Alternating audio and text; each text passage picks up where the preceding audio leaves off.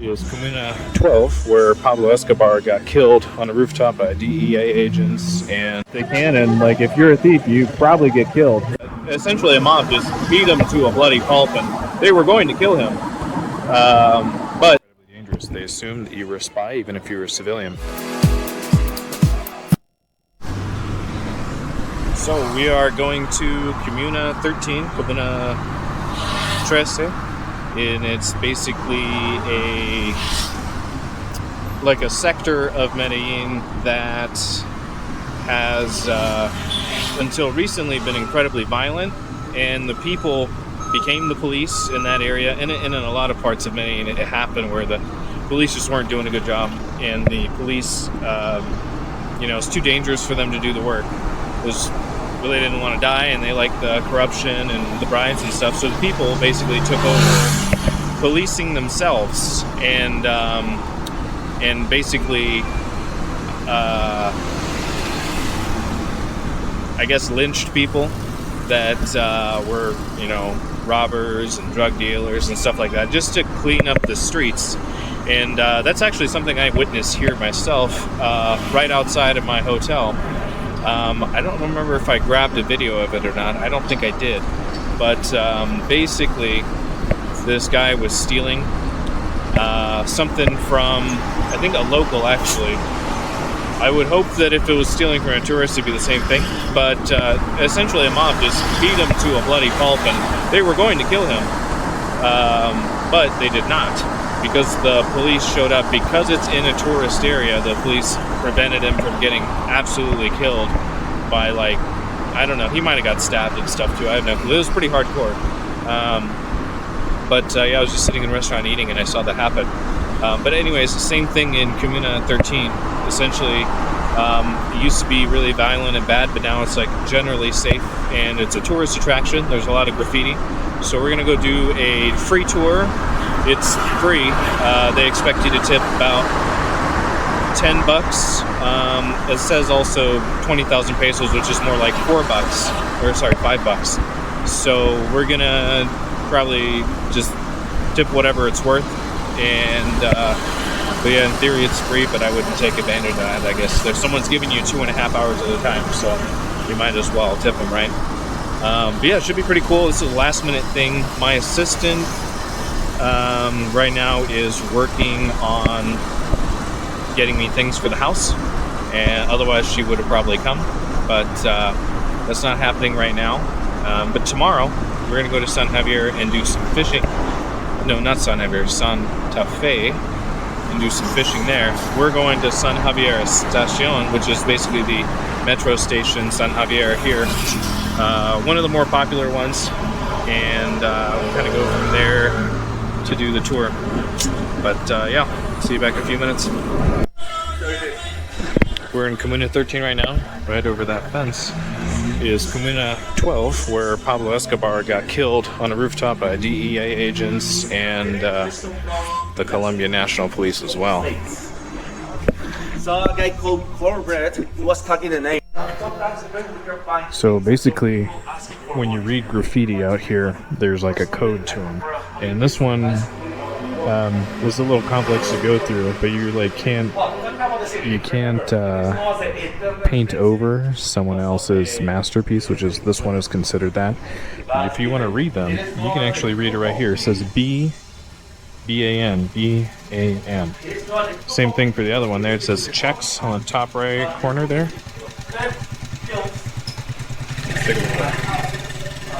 It says checks right there, and that's what the letters say. So it gives you a code of how to read it in case you're having trouble reading it, which I thought was kind of interesting.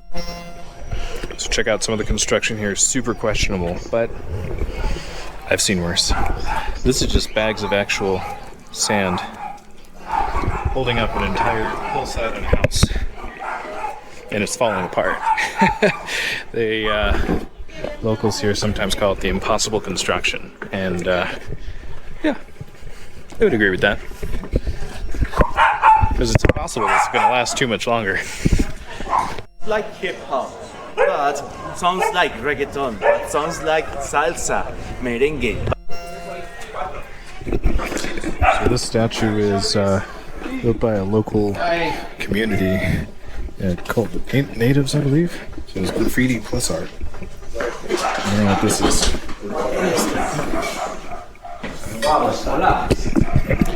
Coffee stop. This is a little tour of probably his friend's cafe.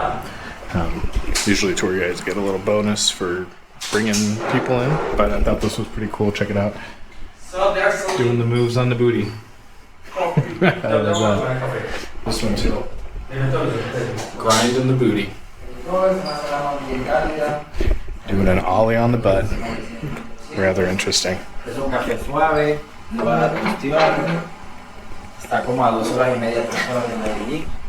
So, this coffee weapons right Here's some more of the savages. That's what it's called. Just like that statue up there I was showing earlier. And they just give it to you for tasting. Tastes like chocolate, kind of. No sugar. Village, it is called But, yeah, it's interesting. Never eaten that before.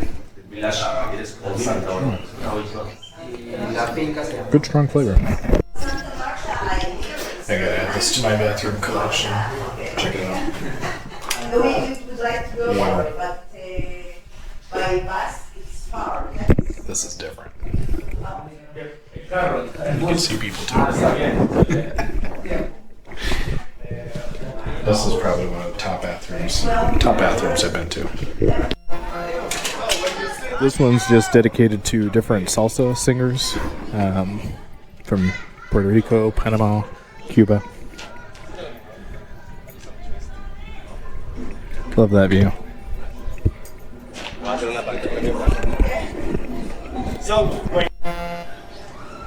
So here behind me was an invisible border. The bottom versus the top used to be controlled by different gangs, and crossing this area was just incredibly dangerous. They assumed that you were a spy even if you were a civilian. And my guide Michael said that he dated a girl down there and he lived up here. It was like Romeo and Juliet. He'd had to risk his life to go see her. And one night when there was really bad fighting going on, he was like, this is my night to get lucky and sleep in her bed because I can't go home. It's too dangerous. But she kicked him out and said, nope, you gotta go home. You can't stay in my bed. And that's why it's his ex now. But yeah, and then up there, we got the salt mines. It's called the Salty Neighborhood. And basically, it was... there's 3 salt mines controlled by indigenous group owners, and they were kind of the most dangerous parts where it was like the center of kidnapping. And so he would go up there to dance too, and he said that he had a really hard choice to make of like be a teenager and have fun and risk your life, or be a good boy, stay at home and don't die. But a lot of his friends died, and a lot of them ended up in jail because choices were very hard to make back just 20 years ago, you know? A little more than 20, like 30 years ago. But yeah, pretty crazy. I think that's my favorite one so far. Let's take a closer look.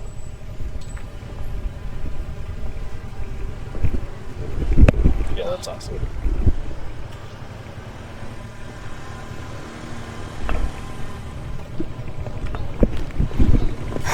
A lot of hills.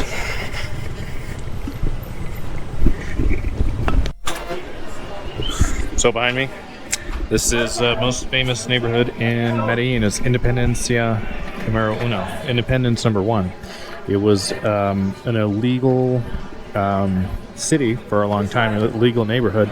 There was displaced farmers due to violence that would come down here and build houses out of wood, and the police would burn them down every night. And so they ended up building them out of brick, and essentially that was because it's fireproof.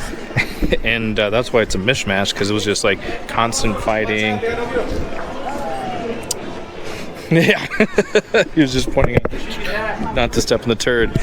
But basically it looks like Tetris. It looks like all kinds of mishmash, because you don't ask for permission. You just build a house and ask for permission later, because it was completely illegal. It was just farmers that were displaced. But now, I don't know if you can see that in the middle there's some solar panels. They even got like an escalator, and they now pay taxes and all that stuff. And I don't think they pay for electricity. Anyway. But that's kind of a lot of places. You don't pay for electricity. And the lady, she's just a living girl.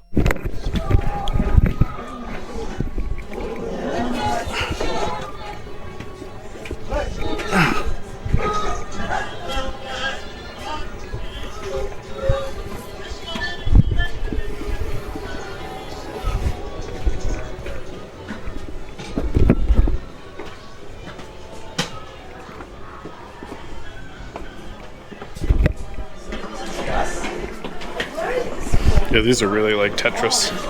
Everything is just kind of built. Look at this. Like, where are these going? A little bit of stairs here, a little bit of stairs there, a little bit here. Rain, maybe it looks like a rain spot. Interesting, very interesting. Look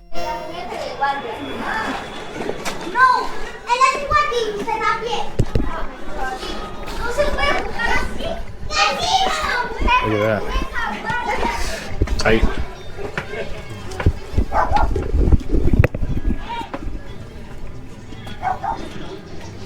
Yeah, pretty tight. Oh, it gets tighter. Literally touching.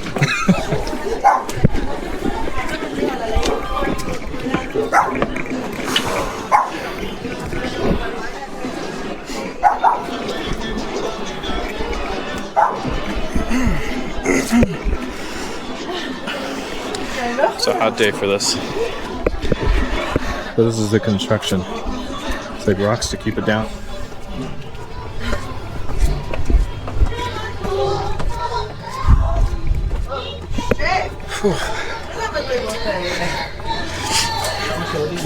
Feels fairly safe here though. There's that.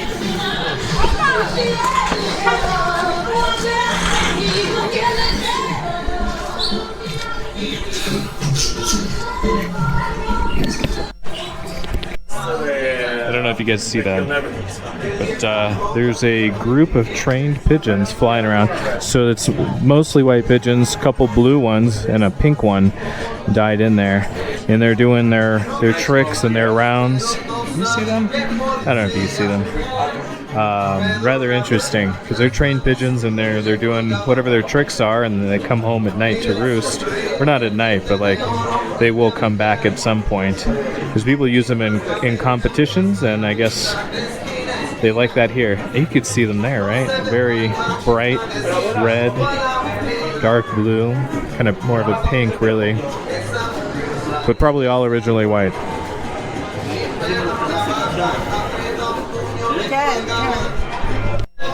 God's free. Well, guys, we are here because of the It's fermented sugarcane drink. From this place, A little bit of alcohol, you can find different neighborhoods in Comuna 13. Easy drinking. That neighborhood, it is called Little vinegar. 23. Even that neighborhood at the beginning was called... Actually, quite vinegary. Hollywood. I don't think I could drink a lot of that. Here's those escalators again. Am I pointing at it right? We are called this by Comuna 7. Right there. And the salt mines. There's one of them. All lives matter. Interesting how the Colombians think a little bit differently about that. Because in the US, that would be all graffitied up and like, no, it's Black lives only that matter. That whole thing. But here, that's not the case.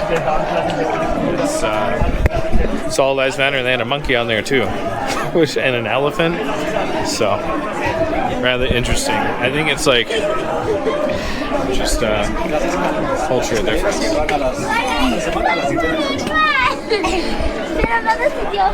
Oh man, I saw the slide on my friend's Instagram. I need to go ride it. Let's see if I can handle the slide. I saw Mateo go down it, so.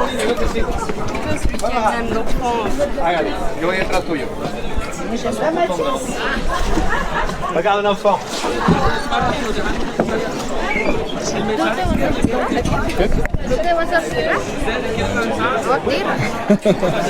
Okay. It's not that bad. Oh, I'm too fat. That's stuck.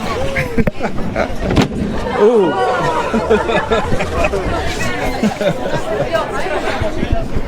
Yeah, try that again. There you go. There's some of those escalators we were talking about. This is where it gets really touristy. Touristy and loud.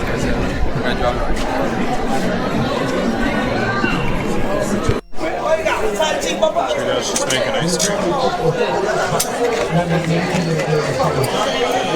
The old-fashioned way. Just spinning it in a pot of cold water, basically, and scrape it off the sides when it freezes.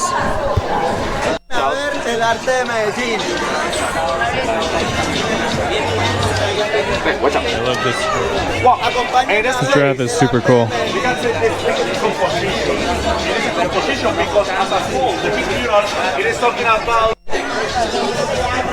This is the giraffe basically just represents with the psilocybin mushrooms that Comuna 13 looks like a trippy place. I guess it does. I really like this monkey. That is a cool chimp. And they love the Pachamama, which is basically Mother of the Earth. There's a lot of those around. This one, I think they call it that too. But yeah, they're all over.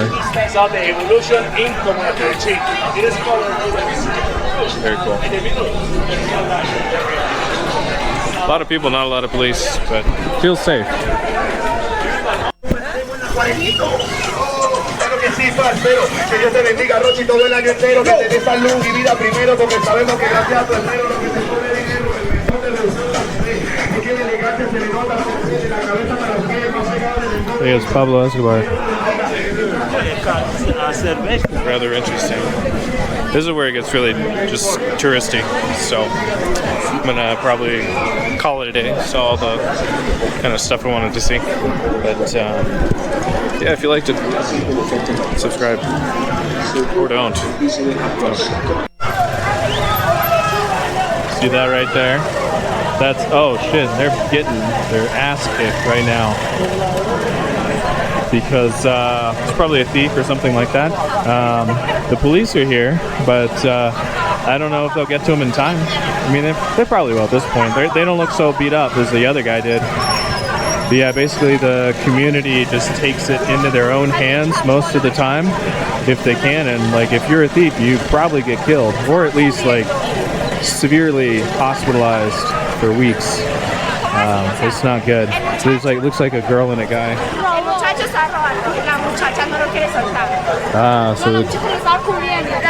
So basically a girl, a guy stole from this girl, but then the girl didn't want to press charges or something, and they're just beating him right now. Yeah, once the police get involved, it usually ends. So, and you're lucky if the police get you. You know, that's in your favor. They were walking him up. They get some last minute punches in, but that's probably about it for that. These buses. I love these buses. I'm gonna take one of these. I would like to take one of these to Santa Fe, but I'm feeling Karen's gonna put me in one of those guys instead. I'm gonna ask her if she can get me in one of the cool buses. It's gonna be a lot more windy and stuff, and less comfortable, but for me, more interesting.